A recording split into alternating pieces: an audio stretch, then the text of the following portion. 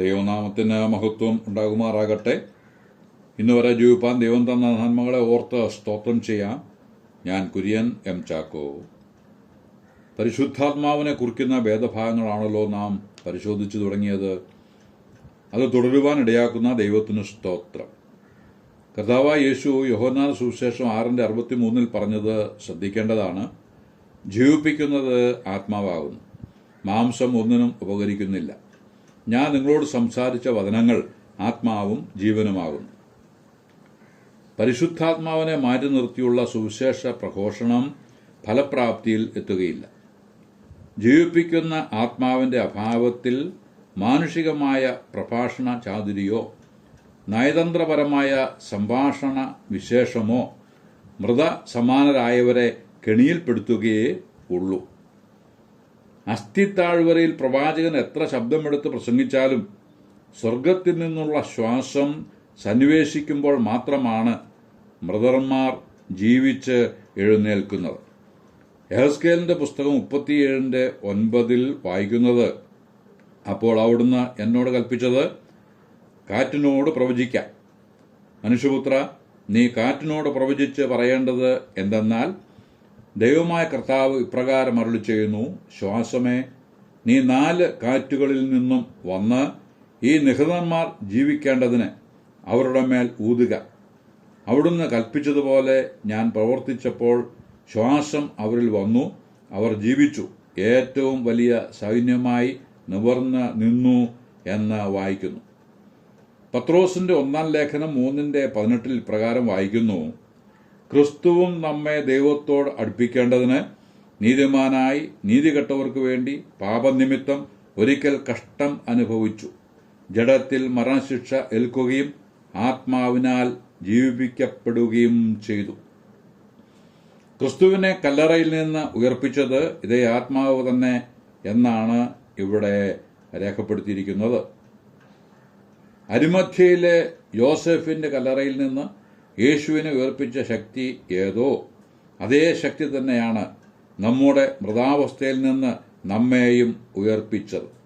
അതേപോലെ പാപത്തിൽ മരിച്ചവരായ നമ്മുടെ സുഹൃത്തുക്കൾക്ക് വേണ്ടി നാം ദൃഷ്ടി ഉയർത്തേണ്ടത് മാനുഷിക മുഖത്തേക്കല്ല, പിന്നെയോ ദൈവത്തെങ്കിലേക്ക് തന്നെയാണ്.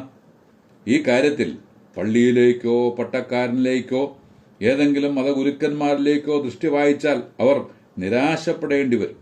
എന്നാൽ അതിനായി ദൈവത്തിന്റെ ആത്മാവിങ്കലേക്ക് നോക്കിയാൽ നാം ദൈവാത്മാവിനെ മാനിക്കുന്നവരാകും.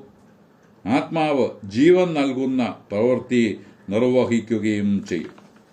അത് എങ്ങനെയെന്നാൽ, പാപത്തെക്കുറിച്ചും നീതിയെക്കുറിച്ചും ന്യായവിധിയെക്കുറിച്ചുമുള്ള ബോധ്യം അവർക്ക് കൊടുത്ത് രക്ഷിതാവിനെ കാണുവാൻ ഇടവരുത്തും. കർത്താവിന്റെ ഉപദേശങ്ങളിൽ അന്ത്യമായത് രേഖപ്പെടുത്തിയിരിക്കുന്നത് മത്തായി സുവിശേഷം 28:19-20 വാക്യങ്ങളിലാണ്. ആകയാൽ നിങ്ങൾ പുറപ്പെട്ട് പിതാവിന്റെയും പുത്രന്റെയും പരിശുദ്ധാത്മാവിന്റെയും നാമത്തിൽ സ്നാനം കഴിപ്പിച്ചും ഞാൻ നിങ്ങളോട് കൽപ്പിച്ചതൊക്കെയും പ്രമാണിപ്പാൻ തക്കവണ്ണം ഉപദേശിച്ചും കൊണ്ട് സകല ജാതികളെയും ശിഷ്യരാക്കിക്കൊള്ളുവീൻ.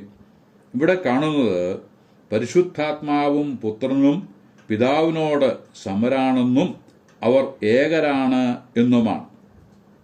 ക്രിസ്തു തന്റെ ദൗത്യം അപ്പസ്തോലന്മാർക്ക് കൈമാറുകയാണ്. ഭൂമിയിൽ തനിക്ക് ചെയ്തു തീർക്കുവാനുള്ള പ്രവൃത്തിയെല്ലാം പൂർത്തീകരിച്ചു.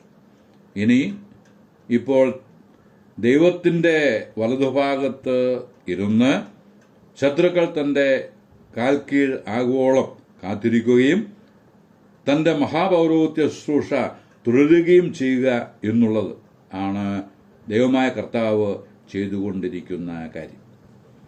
ചിലർ ചിന്തിക്കുന്നത് പോലെ യേശു ഒരു സാധാരണ മനുഷ്യൻ മാത്രം ആയിരുന്നുവെങ്കിൽ പിതാവിന്റെയും തന്റെയും പരിശുദ്ധാത്മാവിന്റെയും നാമത്തിൽ ജനത്തെ സ്നാനം കഴിപ്പിക്കുവാൻ കൽപ്പിക്കുക വഴി തന്നെ തന്നെ ദൈവത്തോട് സമനാക്കുന്ന ദൈവദൂഷണം തന്റെ മേൽ ആരോപിക്കാമായിരുന്നു.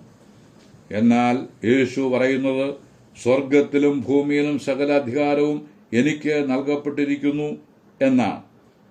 സകലത്തിന്റെയും അധികാരിയും സകല ശക്തിക്കും മീതെ ശക്തിയും ഉള്ളവനുമായി വിരാജിക്കുന്നത് യേശു കർത്താവാണ്.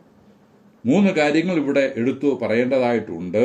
ഒന്ന്, സകല അധികാരവും യേശുവിന് നൽകപ്പെട്ടിരിക്കുന്നു. 2, പോയി സകലരെയും ഉപദേശിക്കുക എന്ന് യേശു പറഞ്ഞു. 3, എന്താണ് ഉപദേശിക്കേണ്ടത്?